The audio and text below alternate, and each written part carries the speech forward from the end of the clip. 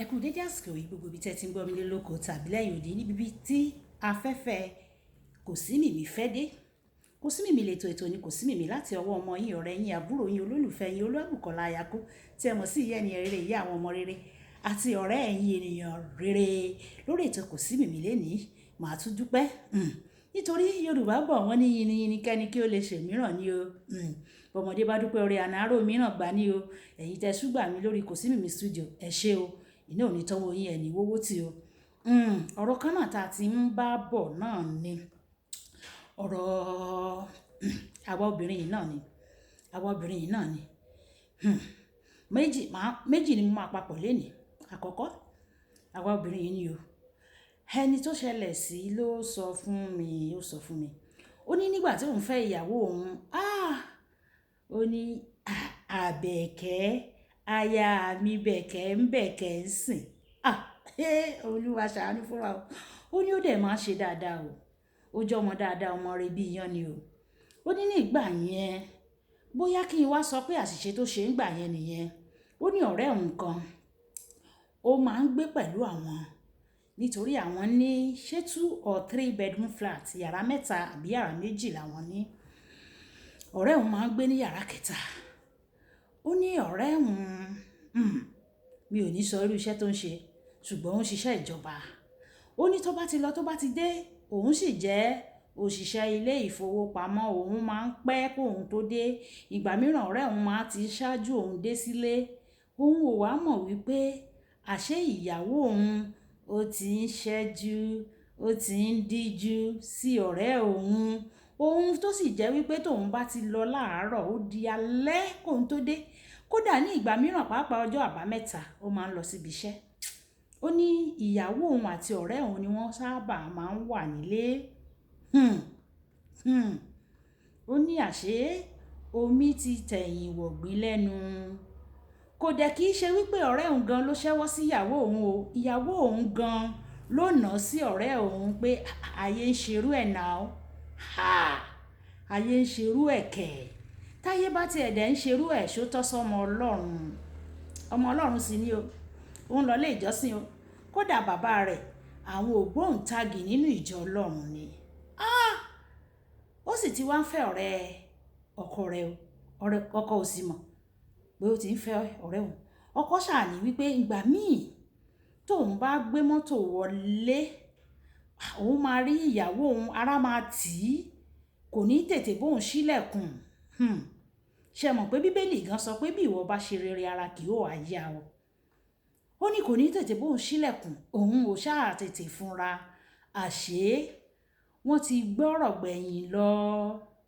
Ó ní àṣẹ̀yìnwá àṣẹ̀yìnbọ̀. Ó ní ìgbà mìíràn tí ọkùnrin ọ̀rẹ́ òun yẹn náà òun náà máa ń gbé mọ́tò lọ síbi iṣẹ́. Ó ní ìyàwó òun á lọ bá ṣí géètì. Kí n tiẹ̀ àti bá ṣí géètì. Ó lóun ò tiẹ̀ dẹ̀ wá kà sí. Ó ní àfìgbà tí ọ̀rọ̀ wá bẹ́yìn yọ ló ń sọ pé ọmọ ti kú lóko ìyá ò gbọ́ nílé. Ní ṣọ̀fọ̀ lórí ọmọ wa lórúkọ Jésù. Àṣẹ̀yìnwá àṣẹ̀yìnbọ̀ àṣírí tú sọ́wọ́ ọkọ mọ̀. Ìgbà tọ́kọ wá mọ̀ ọkọ mọ̀ o. Tọ́kọ wá mọ̀ nǹkan tó ṣẹlẹ̀. Síbẹ̀ ó dáríjì o. Ó fà á mọ́ra.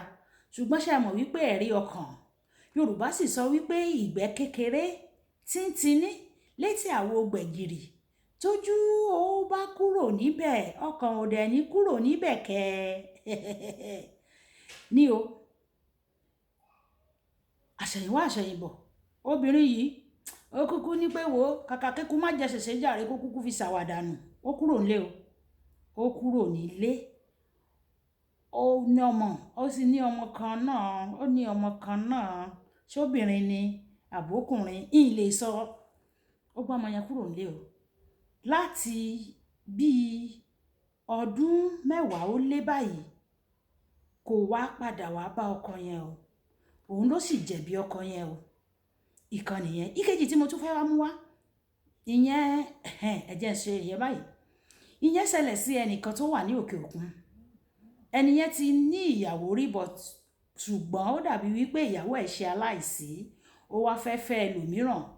irú ẹni tó wù ú lọ́kàn láti fẹ́ ni bóyá obìnrin tí ó ti lọ́kọ rí tí ọkọ ẹ̀ ṣaláìsí àbí tí ó jẹ́ single mother. Ó wá bá ìkan pàdé lórí Facebook, lórí ẹ̀rọ ayélujára bí ajere àbí nǹkan kan. Wọ́n ṣà ń sọ̀rẹ́ o. Ìyẹn sọ pé nǹkan báyìí lòun ṣe, kò sówó lọ́wọ́ òun.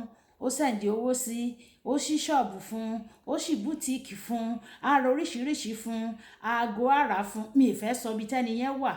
Torí ìlú tí àwọn ohun ẹ̀ṣọ́ tó pọ̀ níbẹ̀ ni ẹni yẹn wà. A máa fowó ránṣẹ́, ara àṣẹ̀yìnwá àṣẹ̀yìnbọ̀.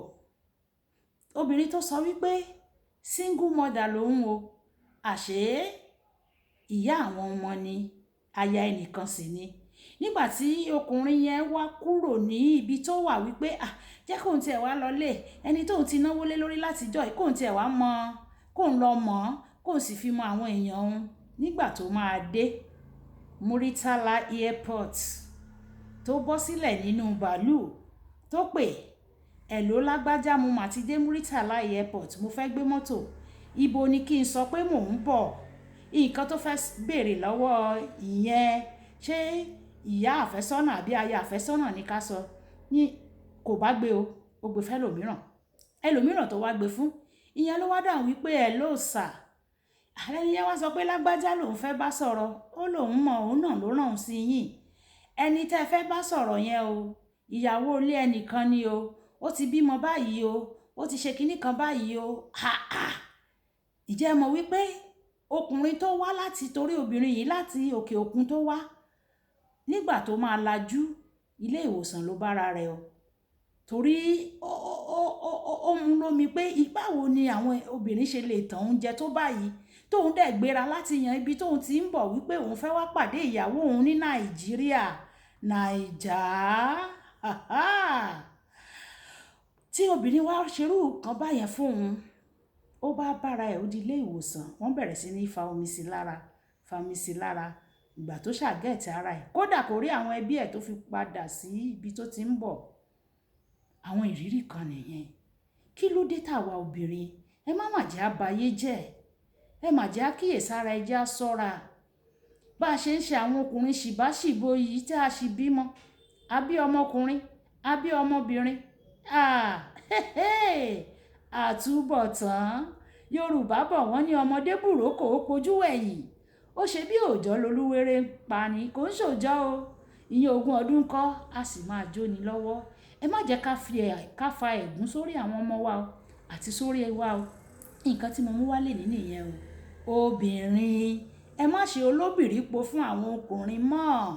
Ẹ má jẹ́ kí gbogbo ẹ̀ di bíríbírí. Kọ́lọ́run kó ṣàánú fún wa.